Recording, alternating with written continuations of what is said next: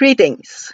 So you thought you were done with the Gorian videos from me, but I have to annoy you again. Here is another one, and I have been inspired to do this video because of some recent controversy in some Gorian groups I'm in, and it is about what does it mean to live by the books.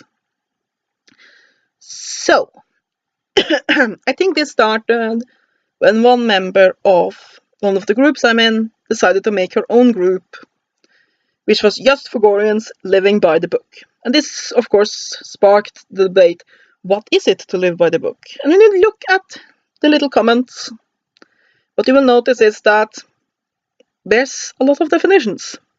So we have a little bit of an issue here that we are all arguing, and some getting quite heated about what does living by the book means. Basically, we are arguing on whether or not something is a duck without first defining what a duck is.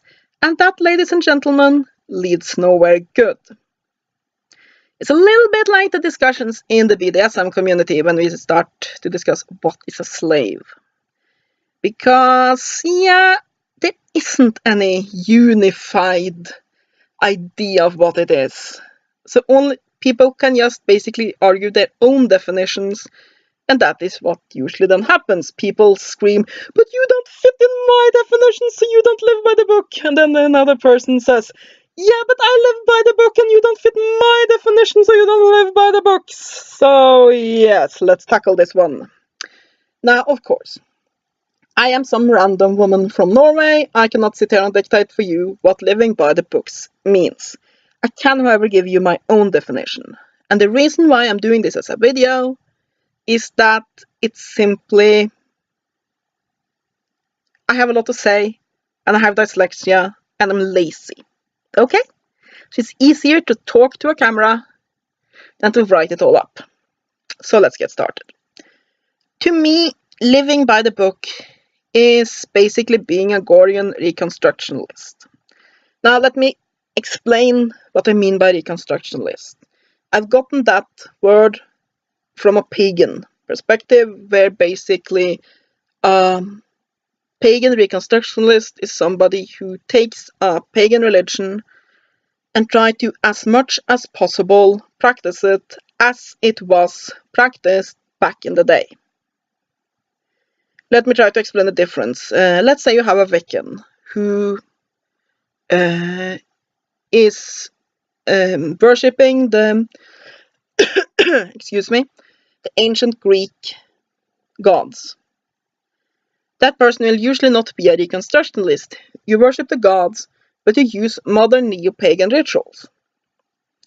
While a Hellenistic reconstructionist will take all the little information we have about how religion was practiced in ancient Greece and try to, as well as possible in our modern day, I mean, it is somewhat complicated to get a whole village to sacrifice a bull, but as much as possible, practices as it was practiced at that time. To me, a Gorian reconstructionist does the same thing. They look at the books and they try as much as possible to live as the characters in the books live. They basically practice Gorianisms as Christians do with the Bible. Of course, there's different kinds of Christians, but it's basically the books themselves are followed, if you excuse the term, slavishly, and as much as possible within our modern era. I mean, we can't go around and decapitating slaves, no can we? And riding birds can be a little bit of a problem. Try sitting on an eagle, you get a flat eagle pretty quickly, or a lot of bites and claw marks, more likely, but I digress. The thing is, they follow what's in the book slavishly, while you also have other kinds of Gorians, the category that I fit into, which are philosophical Gorians. We are more interested in the philosophy behind the Gorian books. Not so much the society presented in the books, but the philosophy. That is why, for example, I am a free woman. I hardly dress as I do in the books. I see no reason to do that, because we are not living in the Gorian society. There is no point to me to cover up. We are not in that society.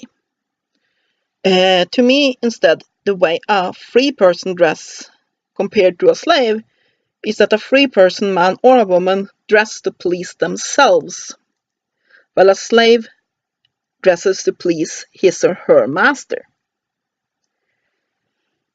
And basically, we can discuss until the cows come home about every little piece of the books and how this can be interpreted, often looking at similar philosophies to get ideas about the interpretation.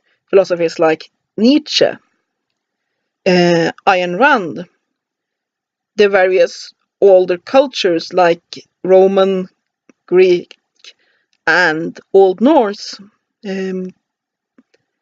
Japanese Bushido, all of these different things that has come together to form the Gorian philosophy that John Norman himself said he took pieces of to form the Gorian philosophy.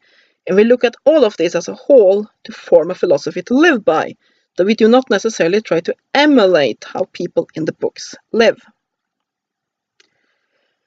And that is why the Reconstructionists, or the guys that live by the books, hate us.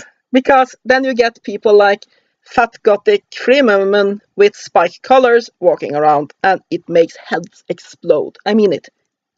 Just look at some of the comments. Boom, bye-bye head. Anyway, then you have the BDSM Gorians. And I know some people will just go ballistic over that, but that basically means people who like the master-slave interactions in the Gore books, and that's the only thing from the books they take.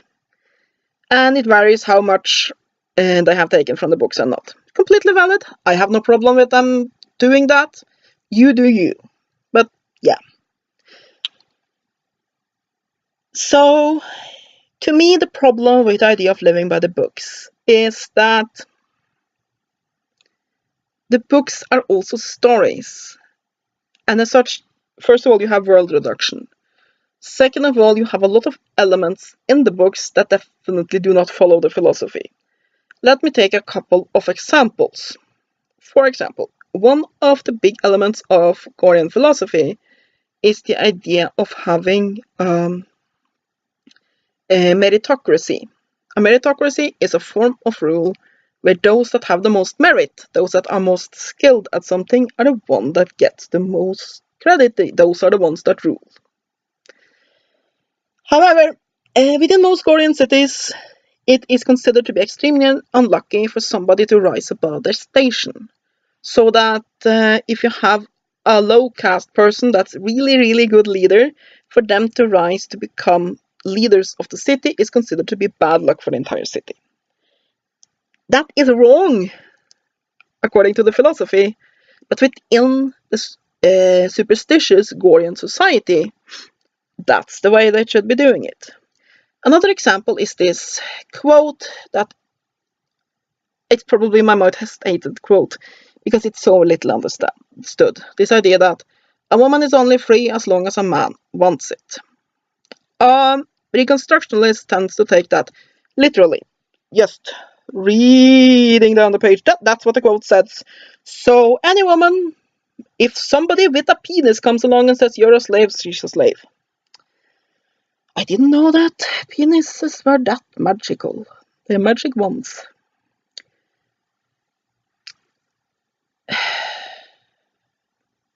The thing is, even within the books, this is not supported. For example, let me mention two things that contradict this. One is mentions of what happens when a city is taken.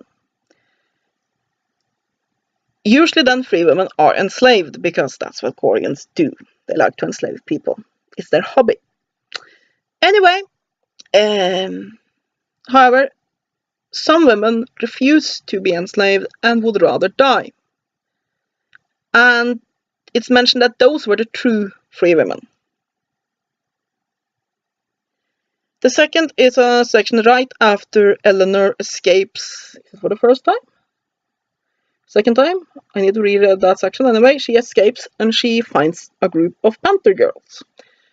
And she wants to join them because she sees that is her path to freedom. And the Panther girl says, sure, but you have to fight to the death with this woman here. And Eleanor Barson, nope. And with that, it's basically, and they say, no, you can't join us, because to join us, to be truly free, you have to be willing to die. And if you look at the various societies that spawned the Gorean philosophy, we have this idea that to be free, you have to be willing to die to remain free. If you're not willing to die to remain free, you are a slave waiting to happen. That means that anybody who can put themselves in the position that they can take your life, they can enslave you. But that if you are willing to die to remain free, it's really, really hard to keep somebody alive who is desperately trying to kill themselves. So then you cannot be enslaved. And it's not like it's not magically you have boobs, so it doesn't comply. This philosophical idea doesn't apply to you because you have boobs. Boobs are magic, so are penises, obviously. No. It doesn't work like that. The same idea applies to both men and women. But here's the thing. Women are naturally less interested in taking risks.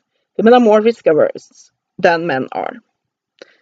And as such, it is more fewer women than men are willing to die to remain free.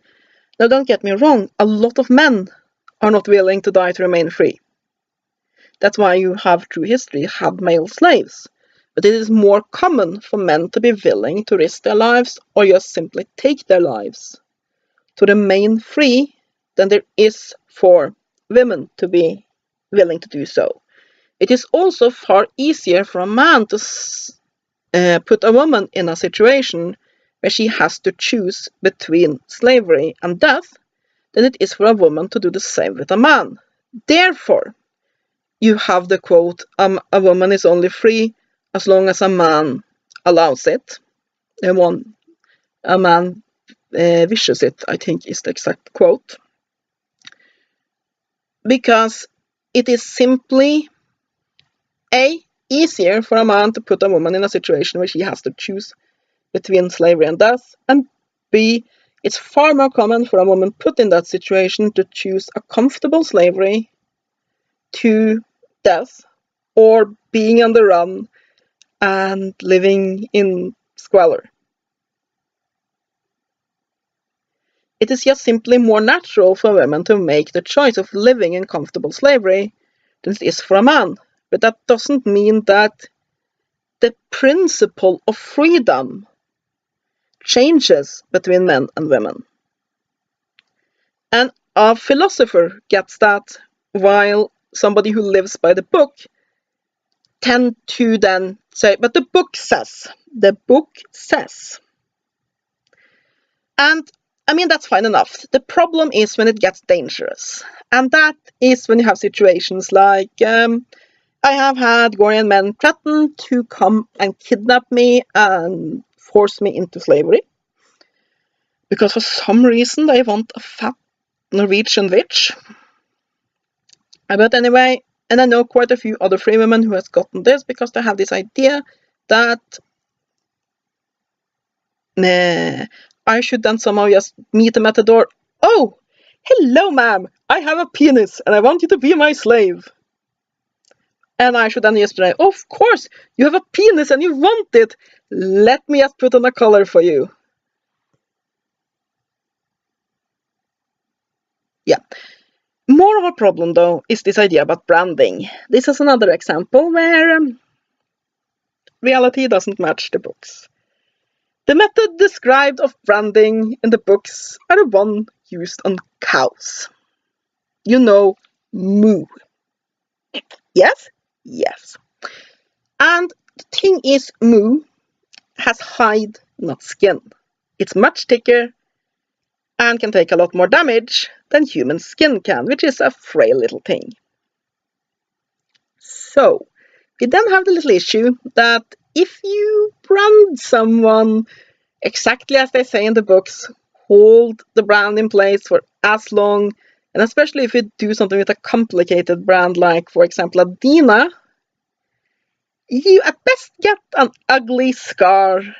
And at worst, your slave has amputated a leg because you don't play with third-degree burns. Because the book says that's the way you're gonna do it. The book does not say take your slave to a medically certified body modification artist.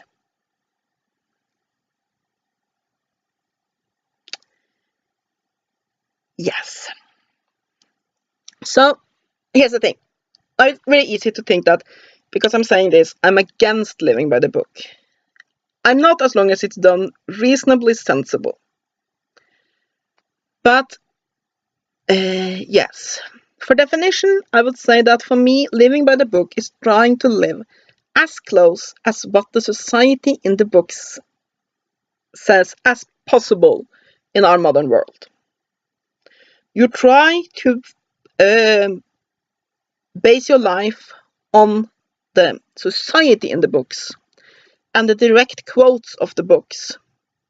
Often without interpretation, you just follow the books. There's nothing wrong with that. If that is what pleases you, if that is what gives you a good life, go for it. But that to me is what is living by the book is. While not living by the books is anybody who considers themselves Gorian, who either follow the philosophy or who try to basically base their lives on the books, but don't go to the extremes of it. Basically somebody who, yes, do pick and choose, because not all of it is relevant, or who mixes philosophical thought with trying to base their lives on the books, and basically chooses the philosophy where the two don't match. So yeah, that's my definition and my thoughts about living by the books. I'm not against it as such, though some people who live by the books can be quite arrogant about it, but that's another matter.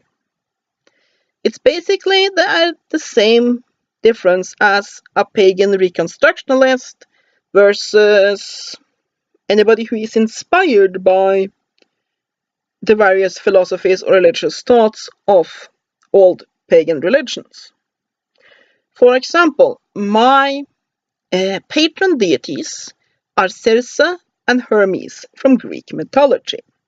But I am not a Hellenistic reconstructionalist because I do not try to reconstruct things. I have some books on that, but I'm a neo-pagan. I'm a Wiccan, among other things.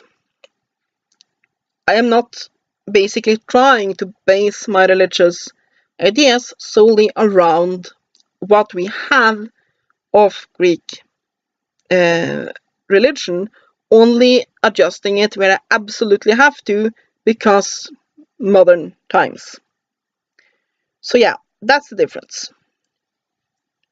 Living by the book, in my mind, is trying to live as close to what the characters in the book live like as possible. While not living by the books is anybody else who is either inspired by the philosophy, the ideas in the books, or the way the books are presented, basically who are inspired by the Gore books, makes a lifestyle out of it, but who do not try to live as close to the books as humanly possible. So yeah, I hope you have enjoyed this video. Have a great day, and blessed be, and I guess, let the flames begin. Be well.